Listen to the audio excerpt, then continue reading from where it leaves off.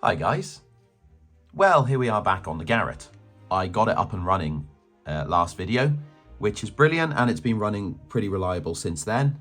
But I want to get it ready to paint. There's a lot I need to actually do to it before that. So one of the main issues with resin prints is that they don't really hold any weight. So they're extremely light, and as a result, they do struggle to pull full trains. Tom Rolt on the Nanguernal project would have seen actually struggled to pull more than 3 coaches, which is no good because I need 4 really. So I filled that with liquid gravity, and it's really helped. It weighs an absolute ton now, so, well, not a ton, grams. Well, it weighs an absolute few grams. That's what I'll probably do with this one now. Now, this Garratt, if I take the tanks off the chassis, they're sealed units apart from little holes at the top. So I'm thinking I will fill or try and pour and scoop liquid gravity into both tanks, and that should give it enough weight over the chassis to pull better trains. And after all, if this is, well, it will be modified to look like a Welsh Highland Garratt, it needs to be pulling like 1,000. Again, that's an exaggeration. 12 coaches probably. If you're not familiar with liquid gravity, it's a product by Deluxe Materials, which, you know, comes up a lot on my channel because, well, they make good products. So these are basically tiny little balls. I don't know if they're like lead. I actually know what they are. I don't know. You can seal them in place with card glue. The problem with the card glue is it isn't that runny. So I don't know, being slightly, I mean, it's less viscous than a PVA, but I don't know if it'll run straight to the bottom of the tanks. And if you don't get it to the bottom, then you'll have rattling at the bottom when the top ones are set in place, which I don't want. My next idea was liquid poly. Oh look, I've been playing with Rupert. This, I haven't got much of this left actually. This is obviously very loose. I wish I didn't use that word so much in my life, but I use it all the time. It's loose. Which means it will pour down to the bottom. It doesn't really need to be that strong because this stuff is all going to be set in place inside. So as soon as it's got a bit of stickiness, it should be all right. You can use super glue. I'm not really sure about using super glue on it. Because of it reacting. I mean, if it reacts inside the tanks, then I've got a bit of a problem, which I don't want. So I'm going to do that. Then the next things I need to do is actually modify it. So things like the extra sort of railing round the top of the bunker. I don't think the Garratts on the Welsh Highland have that. So I'm going to take that off. It needs a light on the front, but I might pretend I haven't seen that because I don't know how to go about making one of those. And little bits like fine-tuning. The roof, for example, has this, well, it's got little bits there that I need to file down, and the inside needs to be tidied up. But, you know, it's resin. That's what happens. It's fine. It's not like I'm going to waste time building the thing because it's already in a full piece, so I'm already ahead of the game. And then we'll go on to painting. So I will just try pouring the liquid poly in. Liquid gravity, sorry. Everything's liquid. Okay, so, sorry, I just took like a big breath in because I'm going to make a mess with these little balls. Oh, there we go. Look at me making a mess there. Oh, no. Yes, it's almost like he's designed it for this. Excellent. In you go. So liquid poly is really good. There are other ways to add weight. You can buy a common method, and actually a method I used to use when I started building trains, was adding the weights, like the lead weights from aquatic plants for fish tanks. At the time, I worked in an aquatics, so I just used to borrow them from there. It's a flexible metal. It's quite malleable, so you can cut it with a knife. It's very soft, and you can just glue it into position under the rolling stock. But sometimes you haven't got the space to do things like this. And the beauty of liquid gravity is that you can just you can fill any space with it because they're tiny little balls. So this, obviously, he's designed this to add weight in, which is a really clever thing to do. But even if it's not this, if you take my sad, broken open coach from Rupert, you could, you know, if you turned it upside down, you could just pour, if you added glue, you could pour drops, you know, between here, and it would just add weight wherever there's a gap, which is really good. God, this takes a lot.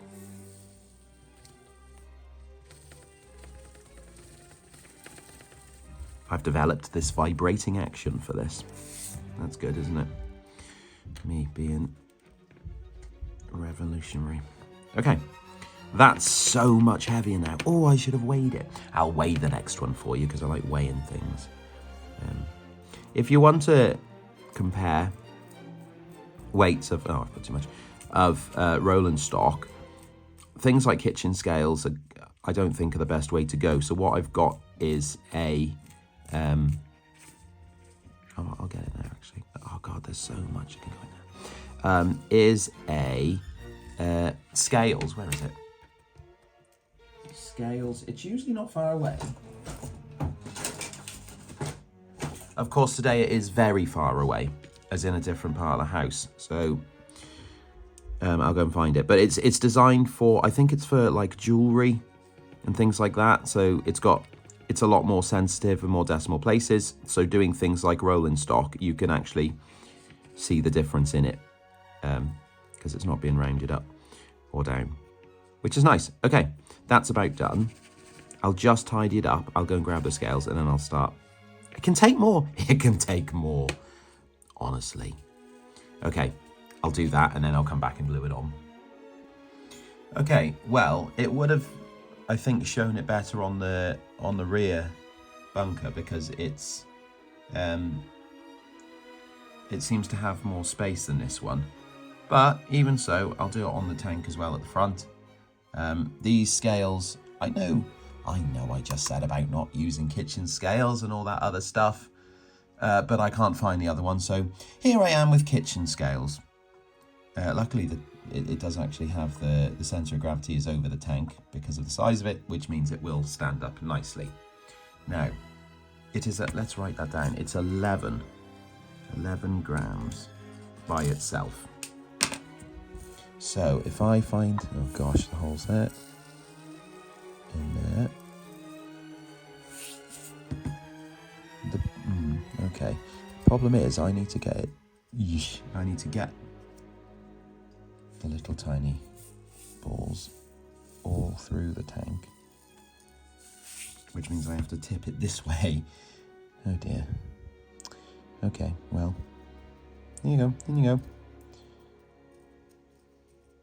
They're quite nice to play with, actually, these. This is a nice job. This is a nice job if you don't make a mess with them. They're going in okay, actually. Wow, okay. Let's keep going then. It's surprising how many go in as well. I mean, I've had this bottle of liquid gravity for a while, but I suppose you only tend to use little tiny bits of it. They're going in? Oh, it is, look.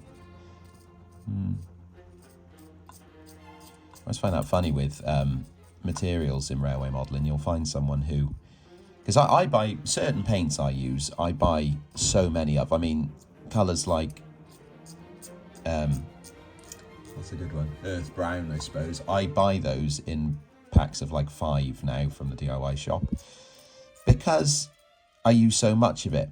But then you see someone going, oh, is my tin of Humbrol 168 okay? It's a little bit crusty, and it's like, oh, when did you buy it? No, I bought it in 1952. Right, okay, yeah, just replace it. I mean, it's a couple of pounds, isn't it? But it's not bad being thrifty, I suppose. Okay, see, like, isn't that funny how much it takes? Look at all going there. Amazing. I mean, it's only amazing if you find incredibly irrelevant and almost minute jobs like this interesting. Luckily I do.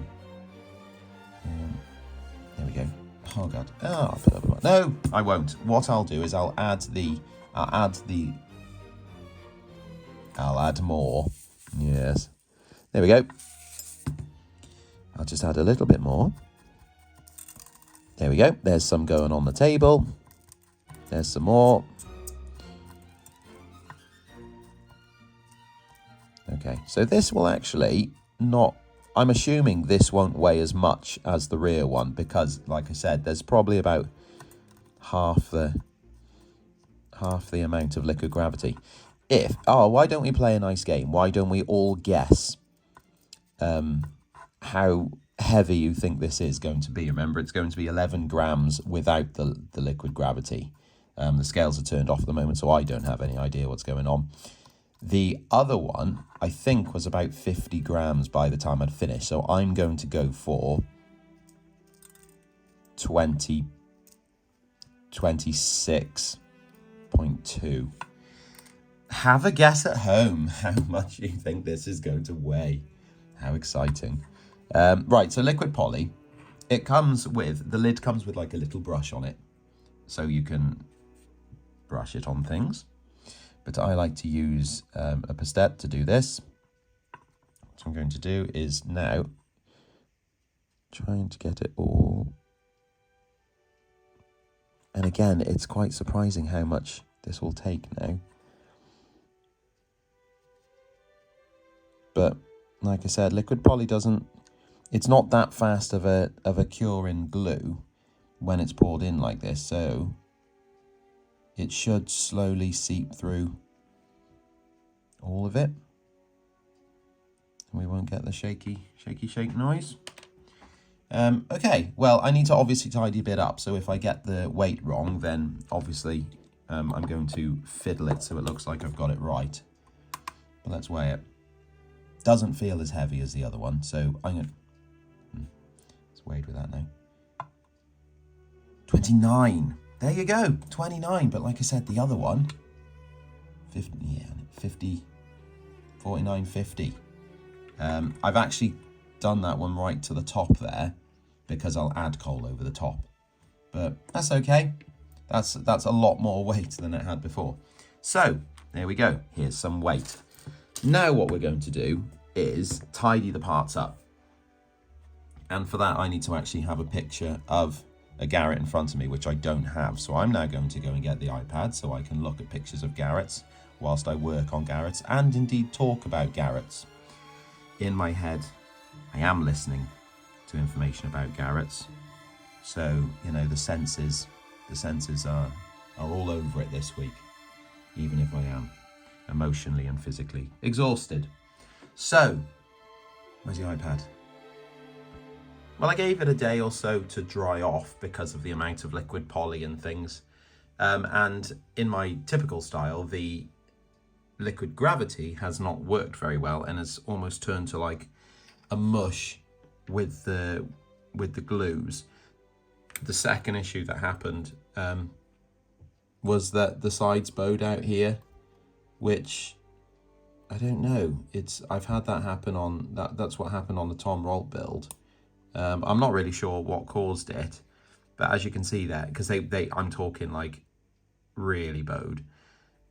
So how I've rectified that is I've got a bit of like angle plaster strut and I've glued it into the middle at the same width as the end parts are, and then glued the sides down onto it, which there's still a little bit of a bow, but actually it's like enough for me to not really worry too much about it. It was grim before. The next thing I need to do is actually get them ready for the painting stage.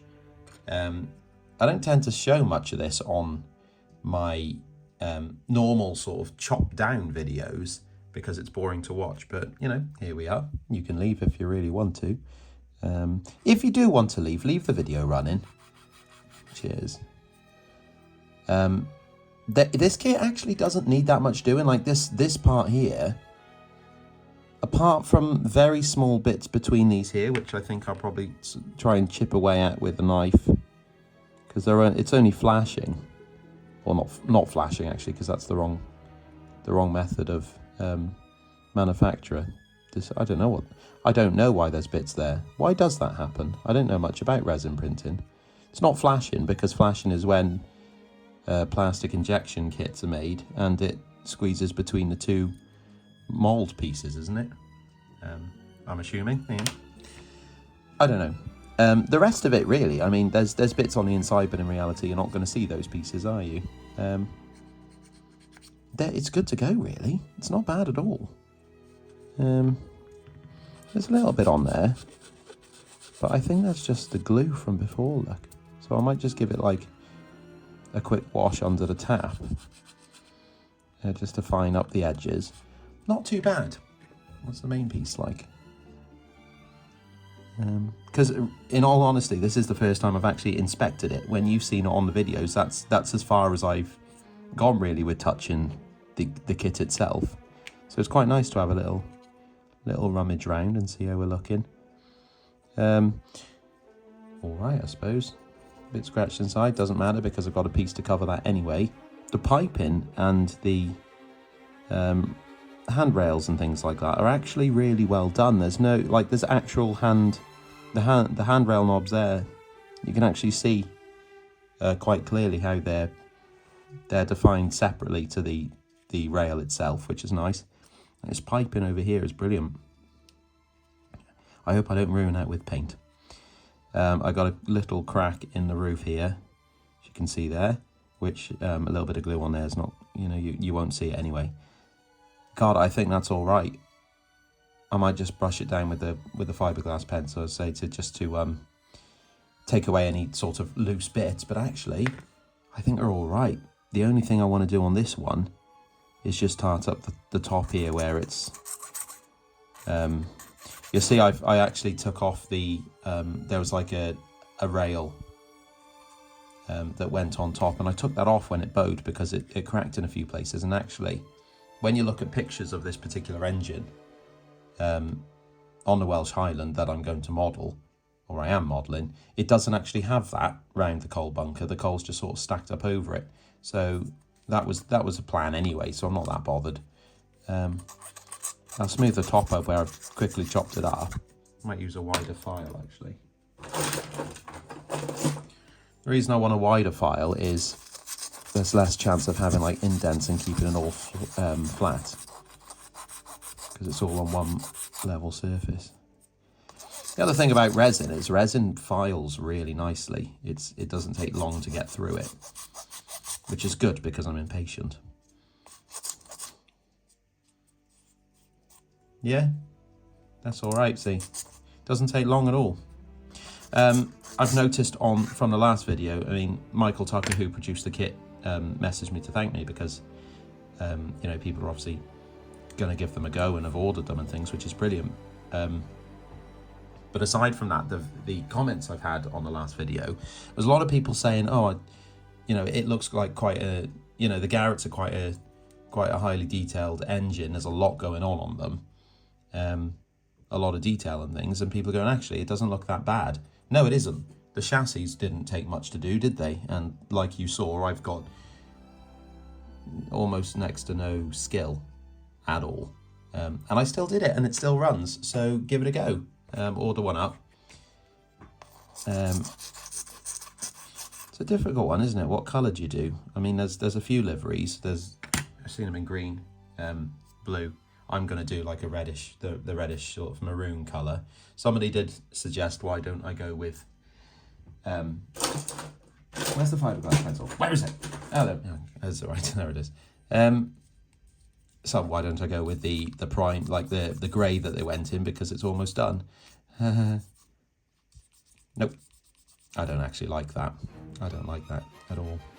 Not the joke, it's okay, it's fine if you want to make a joke. When I'm not exhausted, I'll laugh. I'll look back and laugh. Next year. There we go. See, it's good, so good. And look, like, compared this, obviously, okay, this needs a little bit of prep, but the prep that you're watching me do now, that's it. I'm not doing it off scene because this is my new style of lazy cameraing, which actually people seem to prefer, ironically, because it does save me literally hours of editing the videos after doing it this way. It's quite personal, it's nice, and this time the kids are in bed, so it's just me and you. And I don't know who else is watching, I suppose. Or indeed, if anyone is. Why would you? I'll tell you why. Because my videos are nice.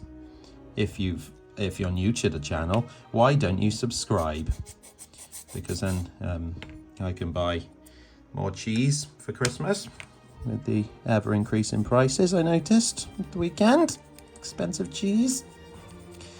Now, I never say about subscribing and liking, and people ask why I don't do that, and actually I don't know if it actually helps, because if you're watching YouTube, you know that's what you do, isn't it? So you don't need to. However, I would like you to do it if you haven't, please, because I know you haven't. If you're watching this and you haven't, I can see on my little YouTube app that I use, I can see that you haven't. It's okay. You obviously have some problem with me. Why wouldn't you? Okay, that's looking really good. It needs a clean, but it's smooth and it's ready for primer. Do you remember just then when I said that I didn't need the bit above the bunker because of the garratt that I was going to model? Well, it turns out that was wrong. That was 138, not 130. What a fool I've been. That means I have to make it again. But I'm not doing that tonight. I'm going to paint it. I asked James Hilton what colour he used, because it turns out he was doing the same one.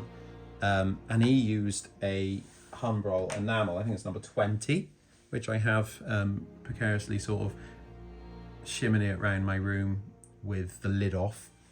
But you can see the model itself is now in its primer. I didn't show that because you know what it looks like, a rattle can spraying on something. So I didn't show you that. I'm going to paint it up in its main colour. But to do that, I need to fire up the airbrush, which is on. When I start the airbrush, I always like to run a bit of IPA through it just to make sure it's not got any sort of tack stuck at the end and things like that, because they do get gummed up. And I don't really like that. So what I need is a dropper of some sort like that. So if I apply some paint, ooh, that looks nice, doesn't it? Like blood, like I've removed blood from someone. There we go. I've not done it this way before, but because it's a new tin of paint, I didn't want paint to spill over the side. There we go. That is some paint. It's not really working as I thought, but there we go. Nice. Okay. So, got the paint, but the paint is probably going to be too thick to actually spray through there. So again, I'm just going to apply some enamel thinners, which are over there, and I will use for the sake of you watching on a video, I'm going to use actual enamel thinners as opposed to white spirit, which I usually use, which I don't know. It does work. Look at that, that was nicely estimated. I don't like the paint to be too thin because it takes forever to cover, but at the same time, if it's too thick, it won't go through the airbrush. This is the sort of dilemma that we have. So, is that enough?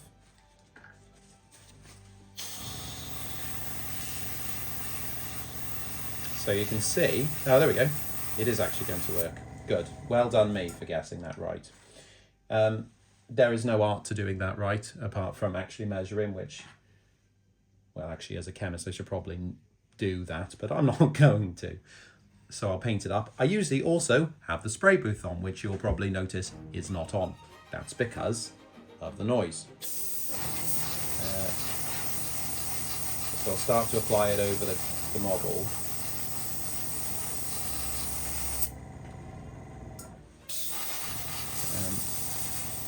You can see the colour change, but actually not very thick of a coat at all. I don't like to do it too thick on the first run. It is a little bit thick actually because it's spitting through. Just a bit too thick actually. There we go. To be fair, my airbrush needs a proper clean. I haven't done it for a bit. It's good every couple of, well, weeks or months or whatever to give it an actual, like, strip it down. I think I did a video, actually. I think I've got a video on cleaning your airbrush, because people ask, like, what's wrong with my airbrush? I'm like, it's dirty. They get gummed up quickly, you know. They've got a lot of paint going through them. Good.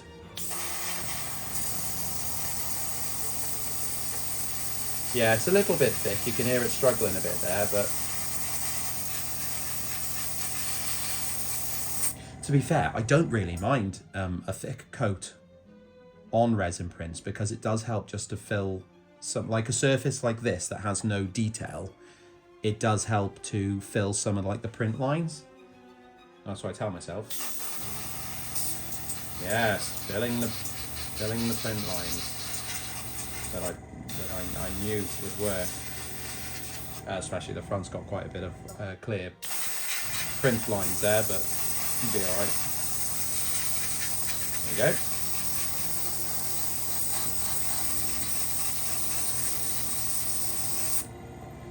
Good.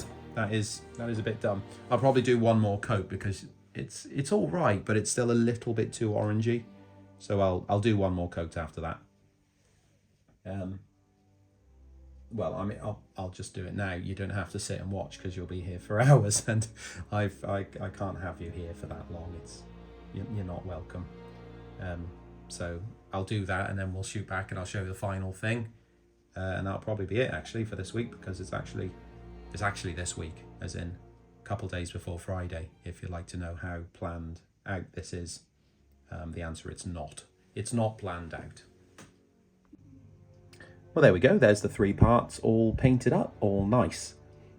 That's obviously just their base colour. I'm going to have to now leave that to dry, mask the pieces off, and then paint all the black in and all the different colours. This is also a part of the workbench you don't tend to see, which is the corner. There you are. That's a nice little. Oh look, that's how it looks at the moment. This is how it usually looks on here. That's my drink. That's parts I need to fix. That's where the weird tentacle holder sits for things I painted. There's my list of things I need to do for Nag Vernal, which, yeah, it's trees, isn't it? What else have I got? This is exciting. What else do I have? Oh, I can't show you the kit around there actually, because I've got an engine here sitting, waiting for a rebuild, which I'll do in a couple of weeks for one of the projects as well. Oh, I've also painted the cylinders on the chassis. I just gave it a quick spray, which is why there's obviously some over the sidebars and things like that, which I'll just wipe that off in a minute. But yeah, that's all right. I think when it's got the black on and all the other bits, it should look pretty good. It's got a bit of weight to it now as well, which is lovely. So that's about all I'm going to do probably before Christmas now, because that's next week. So thank you for watching. Not for helping, because you haven't. You've just sat and watched and made me do all the work, which is fine, because apparently it's fun. So yeah, cheers. Maybe tune in again and watch another one. Or if you actually can't wait, which I don't know anyone who would have patience like that, just watch one of my other videos again. You've probably forgotten about it. I can't even remember what I've done at this point.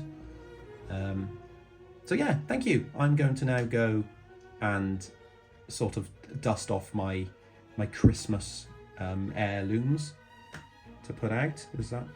Yeah, that's it. Okay. So yeah, all right, okay, good, yeah, cheers.